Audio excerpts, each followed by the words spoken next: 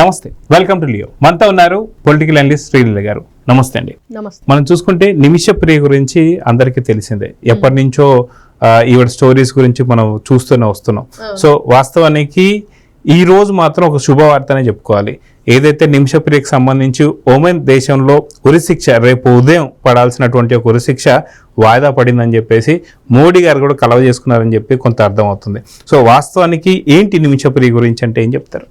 నిజంగా గొప్ప శుభవార్త అని ఎందుకు చెప్పుకోవాల్సి వస్తుంది అంటే, నిజంగా నిమిషప్రియ ఒక కేరళ రాష్ట్రానికి చెందిన ఒక నర్సీ స్టూడెంట్. గతంలో ఆవిడ మరి దాని మీద చాలా ఇంట్రెస్ట్ ఉండటం వల్ల అక్కడికి వెళ్ళి ఒక చిన్న క్లినిక్ పెట్టుకోవటం, అంటే యోమెన్ అనే దేశానికి వెళ్ళటం, అంటే ఎన్ని పరిణామాల మధ్య ఆవిడ జీవిత కథ సాగింది అంటే నిజంగా ప్రతి మనిషి కూడా ఒక అంటే కూటి కోసం కోటి విద్యలు అన్నట్లుగా వాళ్ళు ఎందుకోసం ఆ దేశానికి వెళ్ళవలసి వచ్చిందంటే, మరి ఎవరికైనా కూడా ఫ్యామిలీ ప్రాబ్లమ్స్ ఏదో ఒక ప్రాబ్లంతో వెళ్తామో ఆ విధంగా ఆవిడ కూడా అక్కడికి వెళ్ళటం, మళ్ళీ తిరిగి రావటం, ఇక్కడ కేరళలో పెళ్లి చేసుకోవటం, హస్బెండ్తో పాటు మళ్ళీ ఆవిడ అక్కడికి వెళ్ళటం జరిగింది. మరి ఆ తర్వాత అక్కడికి వెళ్ళిన తర్వాత కొన్ని అక్కడ అంతర్గత యుద్ధాలు జరగటం, అది చాలా ఆ దేశం చాలా వెనుకబడిన దేశం, అక్కడ సరైన గవర్నమెంట్ కూడా ఏది ఉండదు అనేది మనం ఇప్పుడు చూస్తూ ఉంటే గత కొద్ది రోజులుగా ఏదైతే కొన్ని సంవత్సరాలుగా ఈవిడ అక్కడ ఎన్ని ఇబ్బందులు పడింది అనేది నిజంగా చాలా హృదయ విదారకంగా ఉంది ఆవిడ స్టోరీ. ఎందుకంటే ఒక ఆడపిల్ల మరి పెళ్ళై తన భర్తతో అక్కడికి వెళ్ళిన తర్వాత ఒక క్లినిక్ పెట్టుకొని తన జీవితాన్ని కొనసాగిస్తున్నప్పుడు అక్కడ జరిగిన కొన్ని పరిణామాలు ఏదైతే ఈ గవర్నమెంట్ సరిగ్గా లేకపోవటం, అదేవిధంగా యుద్ధాలు జరగటం, వీటన్నిటి వల్ల మరి భర్త వాళ్ళ పాప ఇద్దరును కూడా మళ్ళీ ఏదైతే ఇండియా పంపించేయటం వాళ్ళ రాష్ట్రం కేరళకి, ఆ తర్వాత ఆవిడ అక్కడే ఉండిపోవటం, ఆవిడ బిజినెస్ ఏదైతే క్లినిక్ ఉందో అది చూసుకుంటూ, మరి దాంట్లో అక్కడ ఏదైతే ఆ నిమిషప్రియ ఒక పార్ట్నర్ ఏదైతే ఒక దానికి సంబంధించి ఒక పార్ట్నర్ని తీసుకుందామని మరి దాన్ని ఇంకొంచెం ఇన్వెస్ట్మెంట్ పెట్టి ఇంకొంచెం పెద్దదిగా క్లినిక్ చేసుకుందాం అన్న క్రమంలో ఎవరు ఈ మోహిద్ అసలు ఎందుకు వచ్చాడు ఈ జీవితంలోకి అనేది మనం చూసుకుంటే ఇదే కనిపిస్తుంది. కేవలం ఒక బిజినెస్ ఏదైతే ఆ క్లినిక్ సంబంధించిన విషయంలోనే అతను ఎంటర్ అయ్యాడు అనేది. కానీ అతను చాలా దుర్మార్గంగా ఆలోచించాడు. ఎందుకంటే ఈవిడ్ని బ్లాక్మెయిల్ చేయటం మొదలు పెట్టాడు.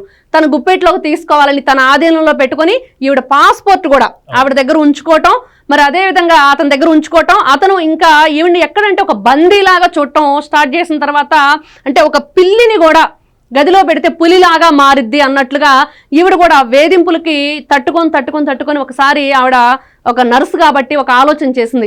అతనికి ఎనస్థీషియా ఇచ్చి ఎలాగైనా సరే మత్తులోకి వెళ్ళిపోయిన తర్వాత ఆ పాస్పోర్ట్ తీసుకొని మన దేశానికి వచ్చేద్దాం అని ఆలోచించే క్రమంలో అది వికటించి మరి అతనికి ఆ మత్తు మందు ఎక్కువయ్యి ఎనస్థీషియా మరి ఖచ్చితంగా అతను ప్రాణాలు వదిలిపెట్టే పరిస్థితి. అంటే కావాలని చేసిందంటే కాదు, ఆత్మరక్షణ కోసం చేసింది. ఇక్కడ నాకు చిన్న డౌట్ వస్తుంది. వాస్తవానికి మనకి పంటికి సంబంధించినటువంటి ఇష్యూస్ లో కావచ్చు, డాక్టర్స్ కూడా ఎనస్థీషియా ఇచ్చే ముందు మీకు ఆల్కహాల్ అలవాటు ఉందా అని చెప్పి అడుగుతుంటారు.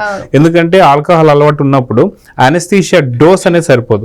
సో ఇప్పుడు మనం చూసుకుంటే మోహిద్ అనేటువంటి వ్యక్తి ఎవరైతే ఉంటారో తనను చాలా చిత్రహింసలు పెట్టారని చెప్పి, తను అదిగాక తను లిక్కర్ కూడా తీసుకుంటుంటారని చెప్పి, సో లిక్కర్ తీసుకునేటువంటి వ్యక్తికి ఈ డోస్ సరిపోదని చెప్పి ఇచ్చారని చెప్పి అనుకోవాలంటారా, లేదంటే తను ఈ యొక్క ఇంటెన్షన్ అయితే లేదన్నట్టుగా కోర్టులో కూడా చెప్తున్నారు. సో ఏంటి ఈ రీజన్ ఇదే అని చెప్పేసి అనుకోవచ్చు అంటారా? అంటే అవునండి, ముఖ్యంగా ఎవరికైనా సరే ఈ ఆల్కహాల్ సంబంధించింది ఉంటే వాళ్ళ బాడీ ఏదైతే ఎనస్థీషియా డాక్టర్ వెంటనే చెప్తాడో అది బాడీ సహకరించదు, ఖచ్చితంగా డోసేజ్ ఎక్కువ ఇవ్వాలి. అదేవిధంగా వాళ్ళ ఎనస్థీషియా డాక్టర్ సంరక్షణలోనే ఉండాలి.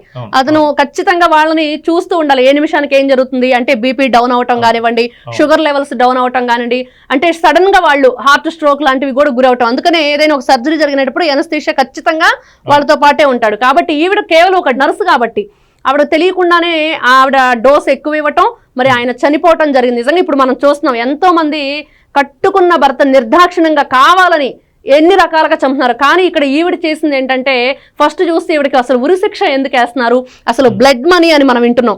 మరి ఆ బ్లడ్ మనీ కూడా ఏంటి, ఆ బ్లడ్ మనీ ఏం జరిగింది అనేది అసలు ఈ కథంతా చెప్పుకుంటూ వస్తుంది. మరి కావాలని వాంటెడ్లీ ఈవిడ చేయలేదు, కేవలం తన ప్రాణ రక్షణ కోసం తన దేశానికి వెళ్ళటానికి, తన బిడ్డ దగ్గరికి, తన భర్త దగ్గరికి వెళ్ళటానికి కేవలం అదే ఇంటెన్షన్ లో చేసిందనేది నిర్ధారణ అయిపోయింది. కాకపోతే ఎవరైతే ఆ చనిపోయిన వ్యక్తి ఉన్నాడో మరి వాళ్ళ కుటుంబ సభ్యులు ఇక్కడ సపోర్ట్ చేయట్లేదు. అంటే వీళ్ళు దాదాపుగా 8.6 కోట్ల రూపాయల డబ్బులు ఇవ్వడానికి ముందుకు వచ్చినా కూడా వాళ్ళు ఒప్పుకోని పరిస్థితి. నిజంగా ఇక్కడ గొప్ప విషయం ఏంటంటే, మన ప్రధానమంత్రి అంటే మన సిటిజన్ ఎవరైతే ఈవిడ ఉన్నారో ఈవిడ్ని ఎలాగైనా మనం కాపాడుకోవాలని మరి ప్రధానమంత్రి గారు ఎలాంటి పాత్ర పోషించారు ఇక్కడ. అసలు దేశం కాని దేశం ఎక్కడో ఉండి మరి ఏ విధంగా ఆవిడ ప్రాణానికి ఈ విధంగా ముప్పు వాటిల్లింది అన్న తర్వాత నిజంగా ఇక్కడ ప్రజలందరూ అంటే ఒక కలిసి ఉంటే కలదు సుఖం అన్నట్లుగా అందరూ కూడా ఒక చోటకి వస్తే బలం ఎలా ఉండిద్దంటే ఎక్కడో ఒక మారుమూల దేశాన్ని ఉన్న మన సిటిజన్ ని ఉరిశిక్ష నుంచి ఈ రోజున కాపాడగలిగాం. అంటే చాలా మంది పిటిషన్స్ కూడా వెళ్ళి సుప్రీంకోర్టులో వేయడం, సుప్రీంకోర్టు స్పందించడం, దీనిపైన ఏంది ఎలా చేయాలని చెప్పేసి అనుకున్నప్పుడు ఉమెన్ సంబంధించినటువంటి దేశం నుంచి కూడా సరైనటువంటి ఒక రిలేషన్స్ కూడా లేవని చెప్పేసి ఇక మనం ఏమీ చేయలేమని చెప్పేసి అన్నటువంటి ఒక సందర్భంలో చివరి నిమిషాలు అంటే రేపు పొద్దున్నే ఉరి తీసేస్తారు అనుకొని దాదాపు 3.5 ఏళ్లగా వెయిట్ చేస్తున్నటువంటి ఒక తనకి ఇది ఒక పెద్ద బిగ్ రిలీఫ్ కింద చూడాలి. సో వాస్తవానికి మన పౌరులు ఎవరైతే ఎక్కడైతే ఉంటారో వాళ్ళందరినీ కూడా కాపాడేటువంటి ప్రయత్నంలో నిజంగా మోడీ గారు మాత్రం చేస్తున్న కృషిని ఎలా చూడాలంటారు? ఖచ్చితంగా అండి. ఇక్కడ చూస్తుంటే మనం ఎన్నో విన్నాం. ఈ మధ్య కాలంలో నారా లోకేష్ గారు ఈ విషయంలో చెప్పుకోవాలంటే ఎంతో మందిని మరి దుబాయ్ కానివ్వండి, కువైట్ కానివ్వండి, ఎంతో మంది ఎన్నో విధాలుగా అక్కడ బాధలు పడుతూ మరి ఇక్కడున్న తన ఫ్యామిలీని చేరుకోలేక అంటే ఎవరైనా సరే ఇందా మనం చెప్పుకున్నట్లుగా కూటి కోసం కోటి విద్యలు, ఆ జానెడు పొట్ట కోసమే ఏ పని చేయాలన్నా ఫ్యామిలీని పోషించుకోవటం కోసమే ఇలాగ దేశాంతరాలు ఖండాంతరాలు దాటి ఎక్కడికో వెళ్ళి ఫ్యామిలీని వదిలేసి కన్న బిడ్డల్ని కట్టుకున్న భార్యని విడిచి వెళ్ళి వాళ్ళు ఎన్ని విధాలుగా కష్టపడుతున్నారు.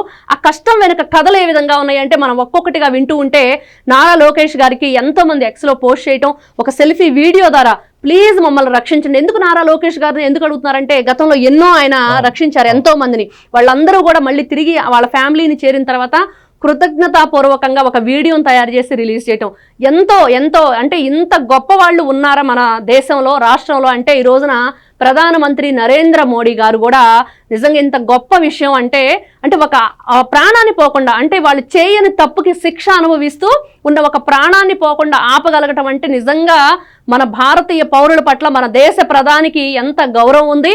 మన బిడ్డల్ని మనం తప్పు చేయనప్పుడు ఎందుకు మనం వదులుకోవాలి? ఏదో ఒక విధంగా అంటే ఒక దాని సమస్యకి ఎక్కడో చోట పరిష్కారం అంటూ ఉండిద్దని చాలా లోతైన విషయాలు ఆలోచించి అందరినీ కూడా సంప్రదించి ఈ రోజున ఎవరైతే ఈ నిమిష ప్రియ ఉన్నారో ఆవిడ్ని ఆ ఉరి కంబం ఎక్కకుండా ఆపగలిగారు.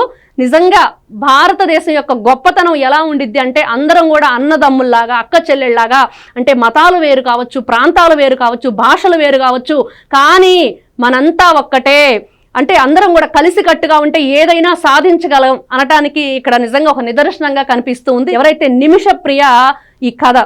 అవును.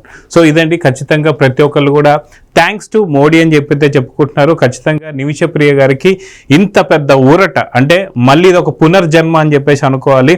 సో వారికి మన లియో ఛానల్ తరఫున శుభాకాంక్షలు అందజేద్దాం. నమస్తే. Please subscribe to Leo news for more videos.